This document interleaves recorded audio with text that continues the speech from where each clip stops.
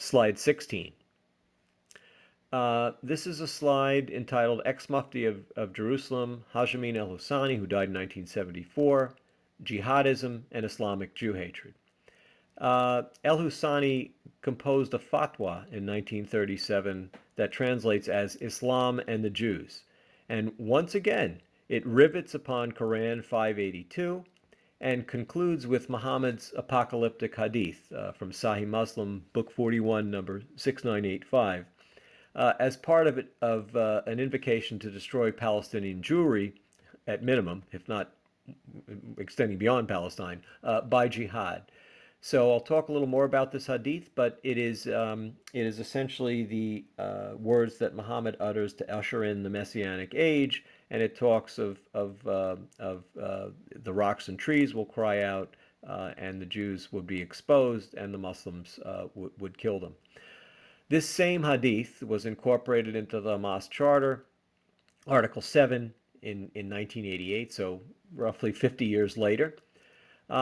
Interestingly, in 2011, face-to-face Arabic interview polling data of 1,010 Muslims from Gaza and Judea-Samaria was obtained by Clinton pollster Stanley Greenberg, and it indicated that 73% of this sample abided the dictates of this annihilationist hadith, while 80% wanted Israel as a political entity destroyed by jihad war, and that's very consistent with Article 15 of the Hamas Charter. Getting back to El Husseini's fatwa itself, there are 0 references to Nazism or any other non-Islamic sources of Jew hatred. And if we note even further back in 1918, so this is before Hitler has been imprisoned for the beer hall putsch and writes Mein Kampf. So this is 1918. This is, El Husseini declares, quote, "The Zionists will be massacred to the last man." So he was an annihilationist Jew hater even before the rise of Nazism altogether.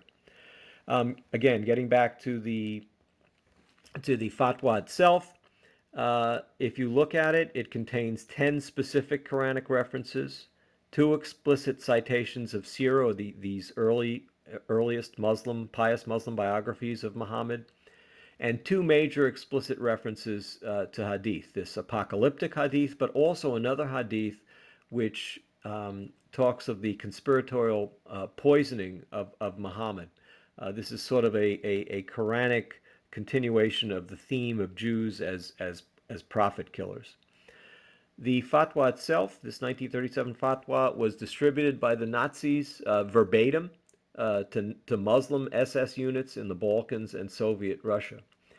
And I have some lingering questions. Again, this is published in 1937. My 2013 monograph was the first fully annotated English translation. Why? Why did it take so long? Further, in 2006, declassified U.S. intel files on Hajj Amin el Husseini provide further confirmation that he was a jihadist who sought the reestablishment of a global caliphate. And why hasn't this been emphasized?